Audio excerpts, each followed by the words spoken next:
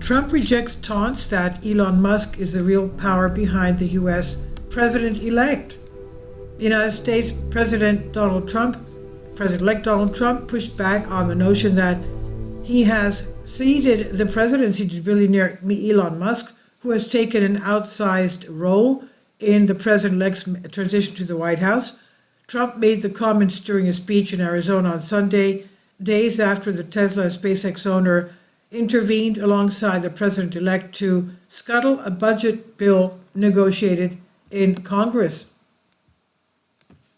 The incident was the latest in which Musk has taken an atypical large role in the incoming Trump administration, prompting criticism from Democrats and from within Trump's own Republican Party. Directly addressing those criticisms for the first time, Trump praised Musk before adding, "And no, he's not taking the presidency." Trump further called the suggestion that he has ceded the presidency to Elon Musk another hoax pushed by his political opponents. In a later quip, Trump noted that there is no risk of Musk officially taking over as president because he would be constitutionally barred from doing so. "You know why he can't be president?" Trump asked the crowd in Arizona. "He wasn't born in this country." The South African-born Musk, the world's richest person according to Forbes magazine, became one of Trump's biggest supporters in the run-up to the election, endorsing the president-elect in July following the assassination attempt and pumping an estimated $200 million into a political action committee PAC supporting Trump.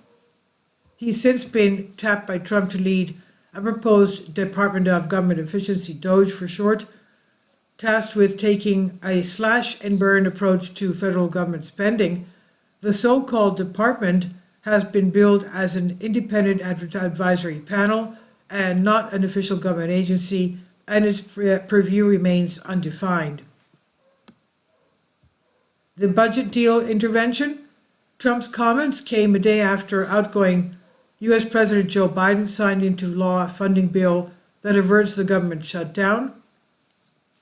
The previous bill, negotiated members of both parties in Congress, was torpedoed days earlier when Trump came out in opposition.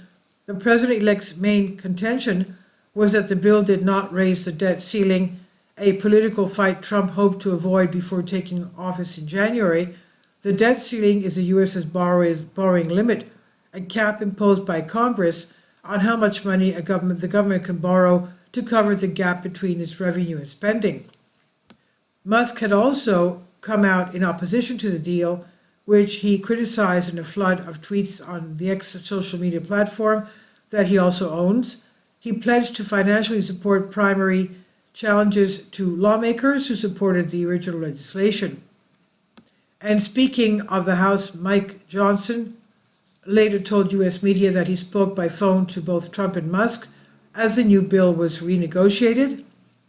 The final bill, which funds the U.S. government at the current rate through March 14, gutted several provisions opposed to Trump and Musk. However, the final version did not raise the debt ceiling amid opposition from a cadre of Republican lawmakers. Speaking to CNN, Republican lawmaker Richard McCormick said Musk's intervention showed he has influence and he'll put pressure on us to do whatever he thinks the right thing is for him. Other Republicans have been more accepting, with Representative Tony Gonzalez saying in an interview on CBS that it feels like Elon Musk is our prime minister. And speaking on CNN, Senator Bill Hagerty praised Musk's role in negotiating the bill while pushing back on the notion that the billionaire was driving Trump's decisions. And beyond the budget deal, Musk's regular presence alongside Trump before he takes office January 20th has for weeks caused disquiet among Democrats. The billionaire was on the call when Trump spoke to Ukrainian President Zelensky following his election victory. He has also been present for recent meetings with French President Macron and Italian Prime Minister Giorgia Meloni in New York. The criticism has been prompted by social media memes showing Trump kowtowing to Musk in various settings. And following last week's budget negotiation, several Democrats accused Musk of intervening to serve his own interests. They pointed to his support for removing a provision in the original bill that could have limited the operations of his businesses in China. It's extremely alarming that House Republican leadership, at the urging of an unelected billionaire, scrapped a bipartisan, bicameral, negotiated funding deal that included this critical provision to protect American jobs and critical capabilities. Representative Rosa Del Loro wrote in a letter to congressional leaders on Friday. This is by Al Jazeera on DNYUZ. Please leave your comments and thank you for your support.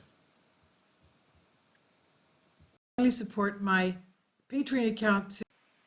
The daily posts are 5 videos daily, and they are totally different from what I have on my YouTube channel. Thank you so much for your support and that you find all my content so interesting. You'll find the Patreon account details in the description box below.